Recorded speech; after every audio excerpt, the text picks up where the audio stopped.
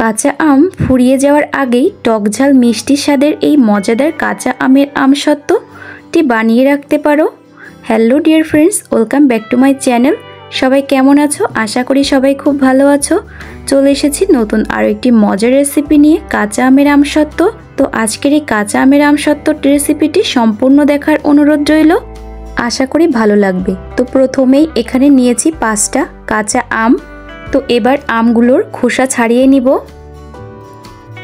প্রথমে মুখটা কেটে নিচ্ছি, এরপর আমের খোসাগুলো খুব ভালোভাবে ছাড়িয়ে নিচ্ছি।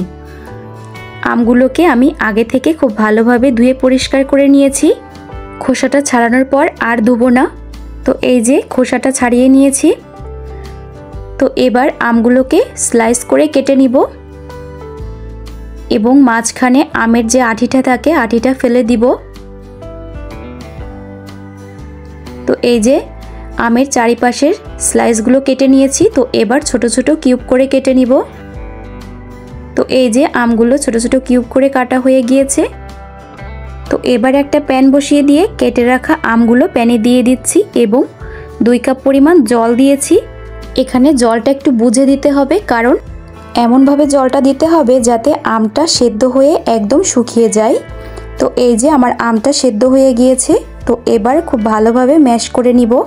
কাঁচা আম সেদ্ধ হতে খুব সময় লাগে না, তবে আমসত্ত্ব যেহেতু খুব ভালোভাবেই সেদ্ধ করে নিতে হবে। তো এবার একটা স্ট্রেনারে নামিয়ে নিচ্ছি, অর্ধেকটা পরিমাণ নামিয়ে নিচ্ছি।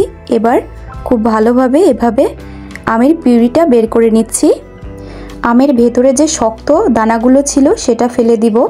তো এই যে খুব ভালোভাবে সুন্দর একটা স্মুথ পিউরি পেয়ে গিয়েছি। তো আমের এই পিউরিটা এবার একটা প্যানে আবারও দিয়ে দিচ্ছি। তো আমের পিউরিটা দিয়ে দেওয়ার পর এবার এখানে নিয়েছি 1 কাপ পরিমাণ চিনি। চিনিটা দিয়ে খুব ভালোভাবে নেড়ে চেড়ে আমের সঙ্গে মিশিয়ে নিচ্ছি। তো এবার দিয়ে দিব স্বাদ অনুযায়ী লবণ, একটু হলুদ এবং 1 টেবিল চামচ চিলি ফ্লেক্স দিয়ে খুব ভালোভাবে নেড়ে চেড়ে মিশিয়ে নিচ্ছি। এবার দিয়ে দিচ্ছি ভাজা জিরার গুঁড়া দিয়ে আবারও খুব ভালোভাবে মিশিয়ে নিচ্ছি। নিয়ে আরও 2 মিনিট মতো জাল করে নিচ্ছি। তো পিউরিটা খুব ভালোভাবে জাল হয়ে গিয়েছে। তো এবার একটা এখানে প্লেট নিয়েছি, নিয়ে অল্প একটু পরিমাণ তেল দিয়ে দিচ্ছি। তো তেলটা হাত দিয়ে খুব ভালোভাবে প্লেটের চারিপাশে দিয়ে এখানে আমের পিউরিটা দিয়ে দিয়েছি, দিয়ে খুব ভালোভাবে চারিপাশে ছড়িয়ে দিচ্ছি। তো এখানে আমি 2টা প্লেটে আমসত্ত্বটি বসিয়েছি। তো এবার 2 দিন মতো রোদ্রে শুকিয়ে নিলেই তৈরি হয়ে যাবে সুন্দরভাবে আমসত্ত্ব। তো এই যে 2 দিন পর আমসত্ত্বটা খুব ভালোভাবে শুকিয়ে গিয়েছে। তো এই যে কত সুন্দরভাবে উঠে আসছে। তো এবার একটা ছুরি দিয়ে পছন্দ মতো শেপ আকারে কেটে নিচ্ছি। তো এভাবে রোল করে নিচ্ছি। তো এই যে কতটা সুন্দর হয়েছে দেখতে, যতটা লোভনীয় হয়েছে খেতে কিন্তু অসম্ভব মজার হয়। টকঝাল মিষ্টি স্বাদের এই কাঁচা আমের আমসত্ত্ব যদি একবার বানানো যায় বাড়িতে, বাড়ির সবাই এমনিতেই খুব খুশি হয়ে যাবে।